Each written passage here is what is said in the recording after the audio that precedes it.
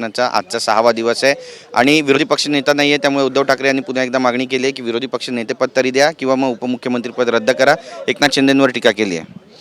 हे बघा, उद्धव ठाकरे साहेब हा मोठे नेते आहेत, मी एवढा मोठा पण एकनाथ शिंदे साहेब हा लोकप्रिय नेते आहेत. एकनाथ शिंदे साहेबांनी महाराष्ट्रीय जनतेने 60 आमदार निवडून दिलेले आहेत आणि उबाठाना 60वरून 20वर आणले आहेत.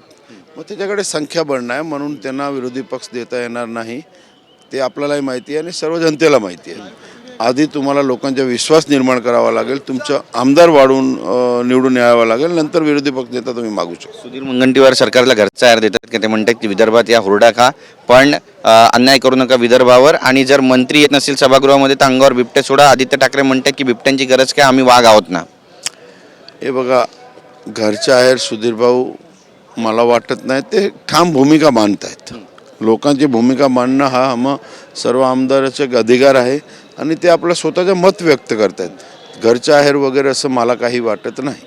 भास्कर जाधव यांना पुढच्या अधिवेशनापर्यंत पण या ठिकाणी बनवता येणार नाही विरोधी पक्षनेता असं म्हणतात उदय सामंत. काय कसं पाहता याकडे? हे बघा, संख्याबळ नसेल तर विरोधी पक्षनेता कसं बनवायचं ते मला सांगा ना.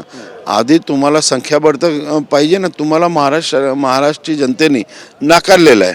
तुमच्या एकही पक्षाकडे संख्याबळ नसल्यामुळे त्यांना विरोधी पक्ष नेता देता येणार नाही. महानगरपालिकेच्या निवडणुका आहेत, हर्षवर्धन सकपाळ त्यावरही टीका करतात. भ्रष्टाचारासाठी महायुती केली मुंबईमध्ये असं म्हणतात. भ्रष्टाचार कोणी केलं ते पूर्ण मुंबईला माहिती आहे. कोविड काळात काय झालं, कॉन्ट्रॅक्टरकडून काय झालं ते आधी आता आमचे नेते एकनाथ शिंदे साहेबांनी जे कॉन्क्रीट रस्ते बनवले त्याच्या आधी खड्डे भरायला किती कोट्याचे भ्रष्टाचार झाला पूर्ण मुंबईला माहिती आहे. कोविड काळात काय झालं. आता राहिला इलेक्शनच्या निवडणुकीचा प्रश्न. 2017ला जे धनुष्यबाणावर निवडून आलेली सीटी आमची आहेत ते ठामपणे आम्ही मागणार आहेत. आमच्याकडे सध्या 125 नगरसेवक हा 2017 आणि 2012चे मिळून आहे. तर जास्तीत जास्त सीट मित्रपक्षातून आम्ही मागायचा प्रयत्न करू. नक्कीच. पण ते म्हणतात की गरज सर्व वैद्य मरो 2029 नंतर भाजप शिवसेनेला बाजूला काढून टाकेल. तर बघा, ते कोण बोललं? हर्षवर्धन. त्यांना मुंबईबद्दल काय माहिती आहे आणि काय बाहेर काढेल आम्हाला. आम्ही युती आमची एक हिंदुत्वाच्या मुद्द्यावर आमची युती आहे आणि ते मोठे नेते आहेत पण त्यांना महाराष्ट्रात कोण ओळखतोय मी तर कधी बघितलं नाही. अरुण सरदेसाई बोलतात मुंबईचा महापौर मराठी माणूसच बनेल. याला उत्तर कसं देणार तुम्ही? 100% मराठी माणूस बनेल ते आमची भूमिका आहे. पण मुंबईचा महापौर हा खान बनणार नाही एवढी मात्र आम्ही काळजी घेऊ. नक्कीच. किती जागा आपण जिंकू शकतो किंवा काही प्लॅनिंग झाली आहे का? काल एकनाथ शिंदे यांच्यासोबत सर्व आमदारांची 1-to-1 बैठक सुद्धा झालेली आहे. काय नेमक्या सूचना द्या?